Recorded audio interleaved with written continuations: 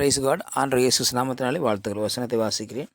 நீதிமொழிகள் 25ஆம் அதிகாரம் வசனம் 11. ஏற்ற சமயத்தில் சொன்ன வார்த்தை வெள்ளித்தட்டில் வைக்கப்பட்ட பொற்பழங்களுக்கு சமானம் என்று கர்த்தருடைய வார்த்தை இங்கே பார்க்கிறோம். ஏற்ற சமயத்தில் சொன்ன வார்த்தை, ஏற்ற சமயத்தில். இன்றைக்கி அநேக குடும்பங்களில் பிரச்சனைகள் இருக்கிறத பார்க்குறோம். பெற்றோருக்கும் பிள்ளைகளுக்கும், கணவனுக்கும் மனைவிக்கும், சொந்தக்காரர்களுக்கும் இடையில், ஒரு கிராமத்துக்கு இன்னொரு கிராமத்திற்கும், ஒரு வீட்டுக்கு இன்னொரு வீட்டுக்கும் அநேக பிரச்சனைகளும் போராட்டங்கள் இருக்கிறத பார்க்க முடியும். வேலை செய்கிற இடத்துல, கம்பெனியில், ஆஃபீஸ்களில், பிஸ்னஸ் பண்ணுற இடத்துல, ஊழியம் பண்ணுற இடத்துல, திருச்சபை நடத்துகிற இடத்துல, அநேக இடத்துல பிரச்சனைகளும் போராட்டத்தில் இருக்கிறத நம்மளால் பார்க்க முடியும்.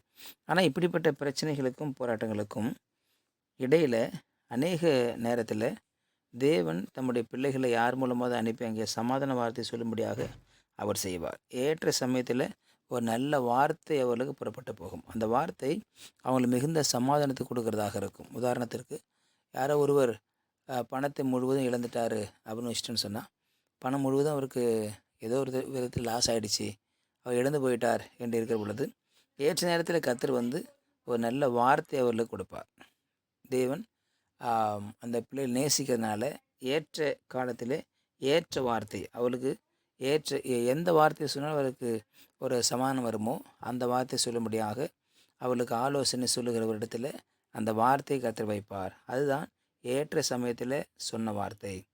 இஸ்ரவேலை ஆசீர்வதிப்பதே கர்த்தருக்கு பிரியம், அவர் வானத்தின் பலகங்களில் திறந்து அவர் ஆசீர்வதிப்பார் என்று அவர் உற்சாகப்படுத்துகிற பொழுது, பேசுகிற பொழுது, அந்த வார்த்தை அவர்களுக்கு ஏற்ற சமயத்தில் சொன்ன அந்த வார்த்தையானது வெள்ளித்தேற்றில் வைக்கப்பட்ட பொற்பழங்களுக்கு சமானம் என்று சொல்லப்படுகிறது. வெள்ளித்தட்டு என்பது விலையுறந்த ஒரு பொருளை கொடுக்கிறது. பொற்பழங்களுக்கு சமானம், பழ வகைகளுக்கு சமானமாக இருக்கிறது. ஆகவே ஒரு இனிப்பான, ஒரு ருசியுள்ள, ஒரு மேன்மையான ஒரு வாழ்க்கையை குறிக்கிறது.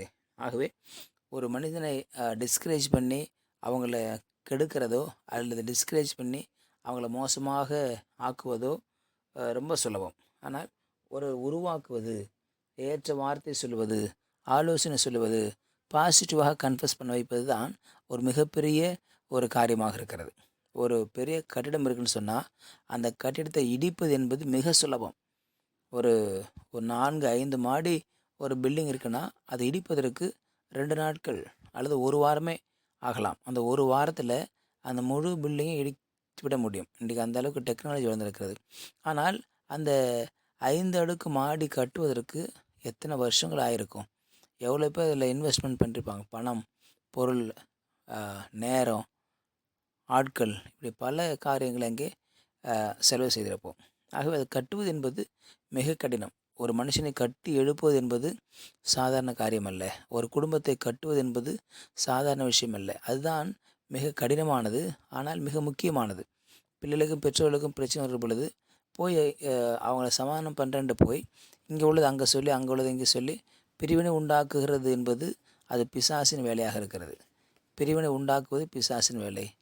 என் சமாதானத்தை கொடுக்க வந்தேன் என்பது இயேசுவின் ஊழியமாக இருக்கிறது. ஆகவே இருவருக்கும் சமாதானத்தை ஏற்படுத்துகிற வேலை தான் ஊழியக்காரர்களும் தேவனை பிள்ளைகளால் நாம் செய்ய வேண்டிய மொழியை.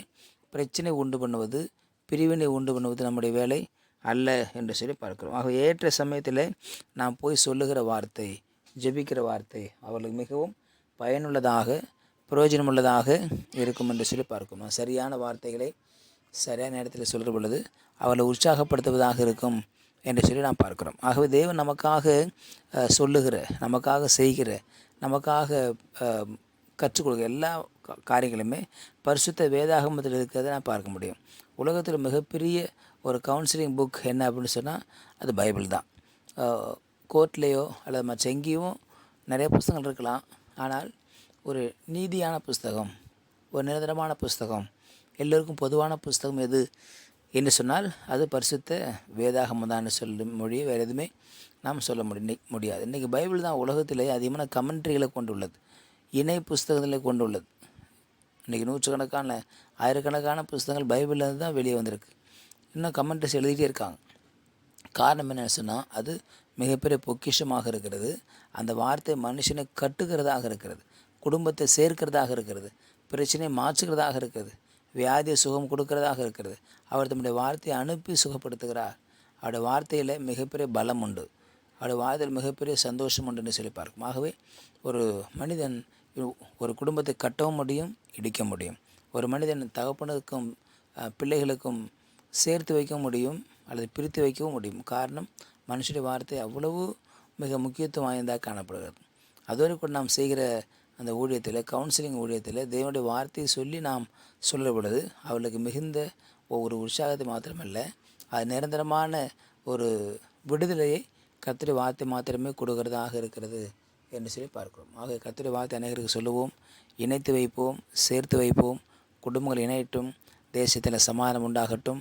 ஏற்ற சமயத்தில் ஏற்ற வார்த்தையை சொல்லி ஒவ்வொருத்தரையும் நாம் உற்சாகப்படுத்துவோம். கர்த்தர் நம்மை ஆசீர்வதிப்பார். ஜெபம். பரிசுத்தபிதாவே, நாளுக்காய் ஸ்தோத்திரம் பண்ணி கேட்ட வார்த்தைக்கு நன்றி ஆண்டவரே. எங்களுக்கு இருக்கிற வாய்ப்புகளை பயன்படுத்தி ஏற்ற சமயத்தில் ஏற்ற வார்த்தையை யாருக்கு சொல்ல வேண்டுமோ அவர்களுக்கு சொல்லி அவர்கள் குடும்பத்தை கட்டும்படியாய் ஆசீர்வதிக்கும்படியாய் நாங்கள் ஜெபிக்கிறோம். கர்த்தரை பொறுப்படுத்துவோம். இயேசுவின் நாமத்தில் ஜெபிக்கிறோம் நல்ல பிதாவே. ஆமேன், ஆமேன். You will be succeeded.